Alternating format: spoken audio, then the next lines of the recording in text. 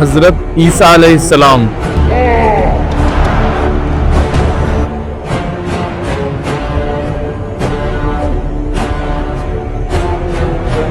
جب حضرت مریم علیہ السلام سحر واپس آئی تو لوگ حیران ہو گئے۔ انہوں نے الزام لگایا، اے مریم تم نے تو عجیب کام کر دکھایا، تمہارا باپ کوئی بیکار آدمی نہیں تھا اور نہ ہی تمہاری ماں بری تھی۔ حضرت مریم علیہ السلام نے کچھ نہیں کہا اور صرف اپنے بچے کی طرف اشارہ کیا۔ لوگوں نے حیرانی سے پوچھا، ہم اس بچے سے کیسے بات کر سکتے ہیں؟ تب حضرت عیسیٰ علیہ السلام نے کہا، میں اللہ کا بندہ ہوں، اس نے مجھے کتاب دی اور مجھے نبی بنایا، میں جہاں کہیں بھی رہوں اس نے مجھے برکت والا بنایا اور نماز اور زکوٰۃ کا حکم دیا ہے جب تک میں زندہ رہوں۔ اس نے مجھے میری ماں کا فرما بردار بنایا ہے اور مجھے گھمنڈی اور بدنصیب نہیں بنایا۔ سلام ہو مجھ پر جب میں پیدا ہوا اور جب میں مروں گا اور جب مجھے زندہ اٹھایا جائے گا۔ یہودی علماء کو لگا یہ بچہ جو حضرت عیسیٰ علیہ السلام ہے ان کے لیے خطرہ بن گئے ہیں۔ انہیں ڈر تھا کہ لوگ کہیں اللہ تعالیٰ کی عبادت نہ کرنے لگیں اور ان کا پرانا دین کہیں چھوڑ نہ دیں، اس سے ان کی حکومت ختم ہو جائے گی۔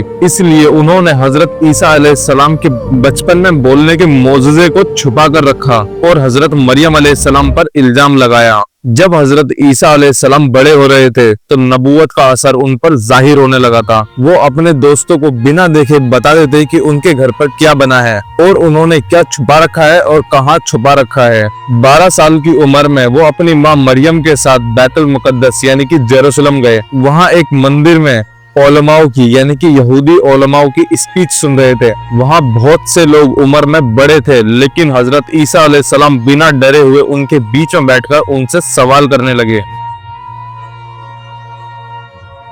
علماء اتنا حیران رہ گئے اور ان کے سوالات کا جواب نہیں دے پائے۔ انہوں نے حضرت عیسیٰ علیہ السلام کو چپ کرنے کی کوشش کری لیکن وہ اپنی رائے دیتے رہے۔ ان کی ماں یہ سمجھ رہی تھی کہ وہ کسی رشتہ دار کے ساتھ واپس آ گئے ہوں گے، لیکن جب وہ گھر پہنچے تو انہیں معلوم ہوا کہ وہ وہاں نہیں ہیں۔ پھر وہ واپس شہر گئیں اور دیکھا کہ حضرت عیسیٰ علیہ السلام علماء کے بیچ بزی ہیں۔ حضرت مریم علیہ السلام نے غصہ دکھایا کہ تم نے مجھے پریشان کیا۔ حضرت عیسیٰ علیہ السلام نے انہیں تسلی دی کہ بحث میں وقت کا پتہ نہیں چلتا۔ جب حضرت عیسیٰ علیہ السلام بڑے ہو گئے، یہ سیٹرڈے کا دن تھا یعنی کہ سبت کا دن، جس میں ہر کام روک دیا جاتا ہے، جیسے کہ آگ جلانا، بجھانا، یہاں تک کہ عورت کی چوٹی باندھنا تک منع تھا۔ حضرت موسیٰ علیہ السلام نے اس بات کا حکم دیا تھا کہ یہ دن صرف اللہ کی عبادت کے لیے ہو۔ ویسے کچھ لوگ مانتے ہیں کہ یہ سیٹرڈے نہ ہو کر سنڈے کا دن تھا۔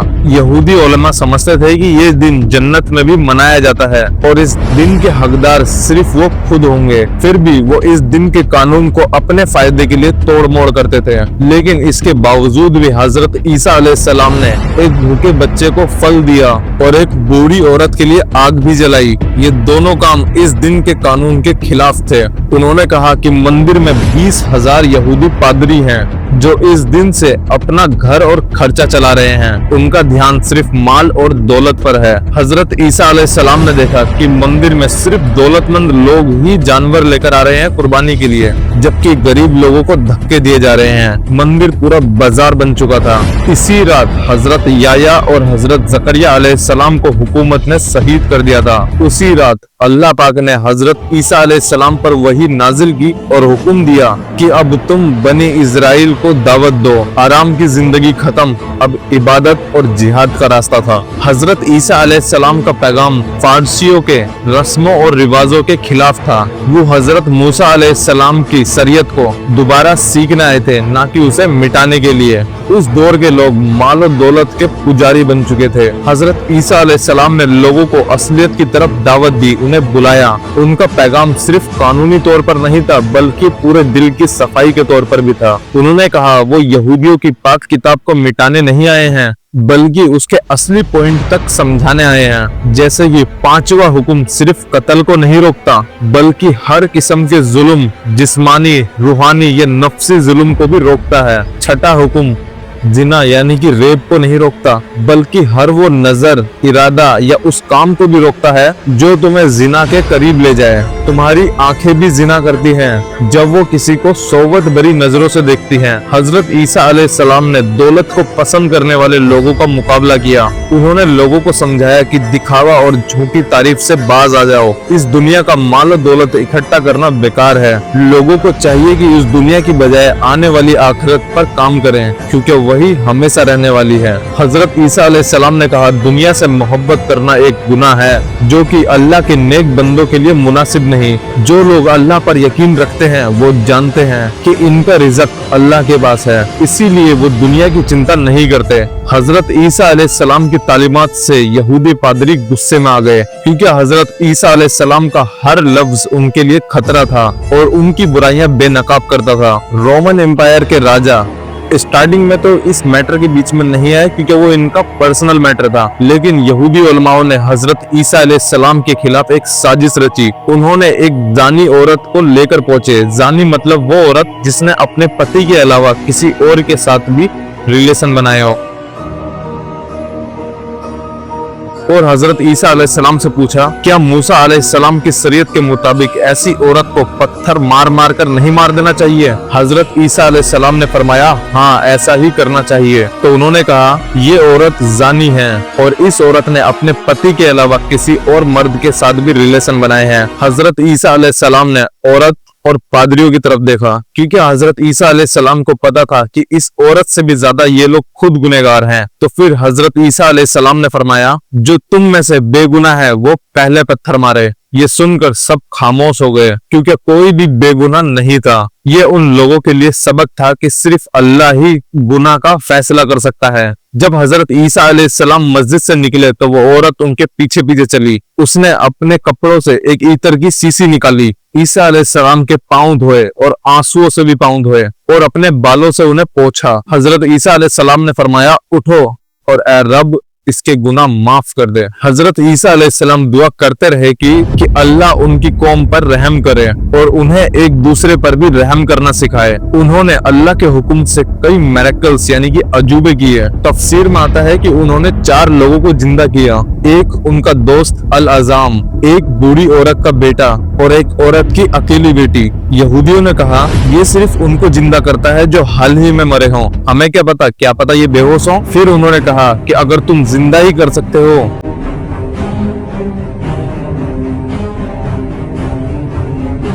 तो नूह अलैहिस्सलाम के बेटे सैम को जिंदा करके दिखाओ।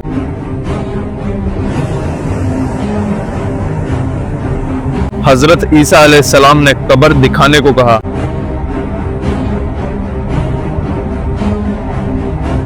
दुआ के बाद सैम जिंदा हुआ, लेकिन बालों में सफेदी थी। हजरत ईसा अलैहिस्सलाम ने कहा, तुम्हारे वक्त में तो बुढ़ापा नहीं था, तो ये सफेद बाल कैसे? सैम ने जवाब दिया, मैं समझा कि कयामत आ गई है, इस डर की वजह से मेरे बाल सफेद हो गए। लेकिन उसके बाद भी हजरत ईसा अलैहिस्सलाम ने महसूस किया कि पादरियों के अंदर उनके खिलाफ नफरत है। फिर हजरत ईसा अलैहिस्सलाम ने कहा, कौन है जो अल्लाह के रास्ते में मेरा मददगार बनेगा? उनके साथियों ने कहा, हम अल्लाह के मददगार हैं, अल्लाह पर ईमान ला चुके हैं और गवाह रहो कि हम मुस्लिम हैं। लेकिन उसके बावजूद भी यहूदी उलमा चालाकी करते रहे। हजरत ईसा अलैहिस्सलाम लोगों को अल्लाह की तरफ बुलाते रहे और उनको रूहानी कानून बताते रहे।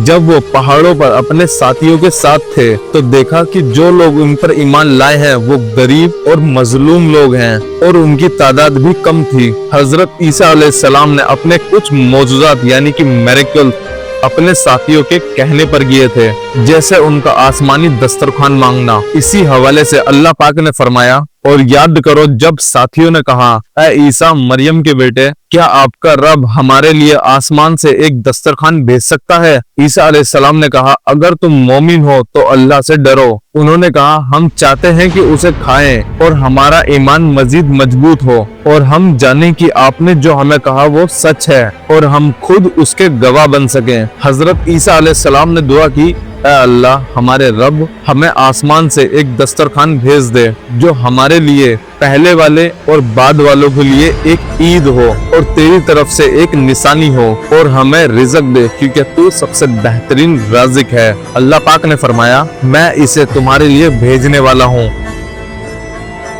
लेकिन अगर तुम में से कोई इसके बाद कुफ्र करेगा तो मैं तुम्हें ऐसी सजा दूंगा जो दुनिया में इससे पहले किसी को न दी गई हो। कहा जाता है कि हजरत ईसा अलैहिस्सलाम ने अपने साथियों को 30 दिन का रोजा रखने को कहा। जब रोजे पूरे हुए तो उन्होंने अल्लाह से आसमानी खाना मांगा। हजरत ईसा अलैहिस्सलाम ने दुआ की। उस वक्त जब उनके साथियों ने अल्लाह पर शक किया, तब एक बड़ा दस्तरखान 2 बादलों के दरमियान आया, एक ऊपर और एक नीचे, सबने देखा।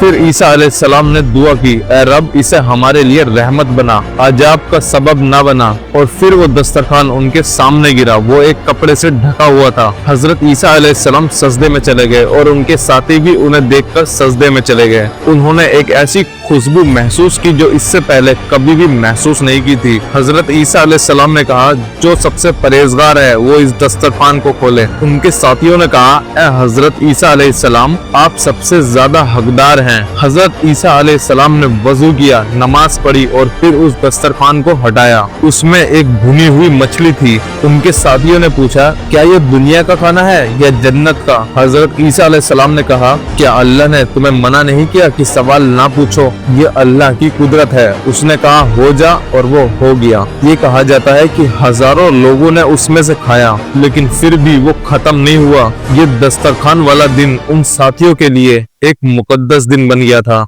लेकिन बाद में लोगों ने उस मौजज़े का असल मकसद भुला दिया था और हजरत ईसा अलैहिस्सलाम की इबादत करने लगे। अल्लाह पाक ने फरमाया, और याद करो कयामत के दिन जब अल्लाह फरमाएगा, ऐ ईसा मरियम के बेटे, क्या तुमने लोगों से कहा कि मुझे और मेरी माँ को अल्लाह के सिवा 2 खुदा मानो? हजरत ईसा अलैहिस्सलाम कहेंगे कि मुझे ये कहना लायक ही नहीं था। अगर मैं ऐसा कहता तो आपको जरूर पता होता। आप जानते हो जो मेरे दिल में है, लेकिन मैं नहीं जानता जो आपके दिल में है। मैंने उनसे सिर्फ वही कहा जो आपने मुझे हुक्म दिया, अल्लाह की इबादत करो, मेरे रब और आपके रब की। जब तक मैं उनके दरमियान था मैं उन पर गवाह था। अगर आप उन्हें सजा दो तो वो आपके बंदे हैं, और अगर आप उन्हें माफ कर देते हो तो वो आप ही की जात है जो जबरदस्त है। अल्लाह पाक कहेंगे, आज सच्चे लोगों को उनके सच का फायदा होगा। उनके लिए जन्नत है जिनके नीचे नहरें बहती हैं, वो हमेशा उसमें रहेंगे और अल्लाह उनसे राजी है। Let's come back to the story. हजरत ईसा अलैहिस्सलाम अपने पैगाम पर काम करते रहे,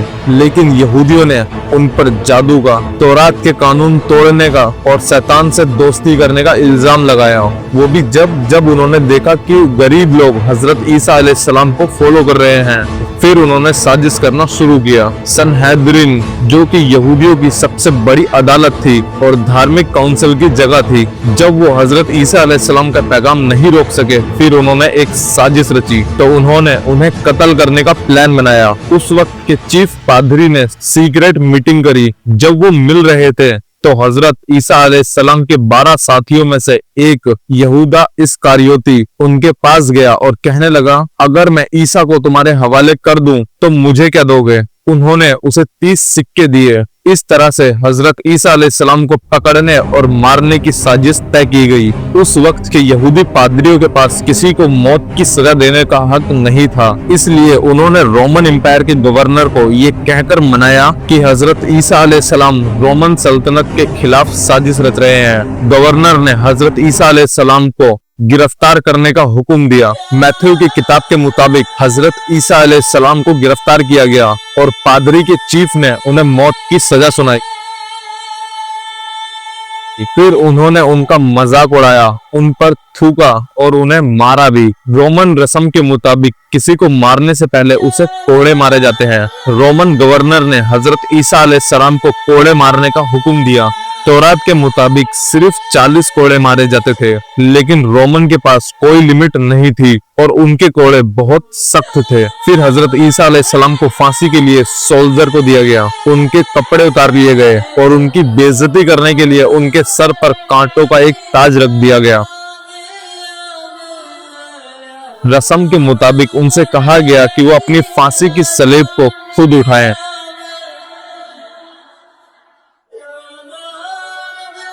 बाइबल के मुताबिक आखिर में वो एक जगह पहुंचे जिसका नाम गुलगुथा था। इसका मतलब है खूपियों की जगह, जो कि जेरूसलम के बाहर थी। वहाँ उन्हें शरबत या वाइन की जगह सिरका दिया गया, जिसमें दाल मिलाया गया यानी कि कड़वा रस, ताकि उनका दर्द बढ़ जाए, और फिर उन्हें सलेब पर चढ़ाया गया। लेकिन ये तो बाइबल के अकॉर्डिंग था। व्हाट अबाउट द कुरान पाक? कुरान पाक के मुताबिक बनी इजराइल ने ना तो हजरत ईसा अलैहिस्सलाम को कत्ल किया और ना ही सूली पे चढ़ाया गया। अल्लाह पाक ने उनको उनके दुश्मन से बचा लिया और उन्हें जिंदा अपनी तरफ उठा लिया, बल्कि उनके सामने हजरत ईसा अलैहिस्सलाम की शक्ल किसी और पर डाल दी गई। और जो लोग इस बात पर शक कर रहे हैं उनको यकीन हासिल नहीं है, वो सिर्फ गुमान की पैरवी कर रहे हैं। यकीनी बात यह है कि उन्होंने ईसा अलैहिस्सलाम को कत्ल नहीं किया, बल्कि अल्लाह ने उनको अपनी तरफ उठा लिया, और अल्लाह हर चीज पर कुदरत रखने वाला है। कहो ए मोहम्मद, वो अल्लाह है, एक है, हर जरूरतमंद उसकी तरफ रुजू करता है, और वो किसी का मोहताज नहीं है। ना उसका कोई बेटा है और ना वो किसी का बेटा है, और उसका कोई हमसफर या बराबर का नहीं है।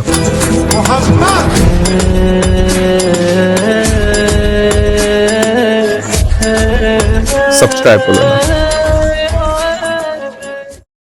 और अगर आपने हमारी इससे पहले की स्टोरी नहीं पढ़ी है तो वो पहले पढ़ लें, ताकि आपको ये स्टोरी और इजीली आसानी से समझ में आ जाए। लिंक डिस्क्रिप्शन में है पूरी प्लेलिस्ट का, और आपकी स्क्रीन पे भी दिखाई दे रही होगी, हमारी पूरी प्लेलिस्ट तैयार है।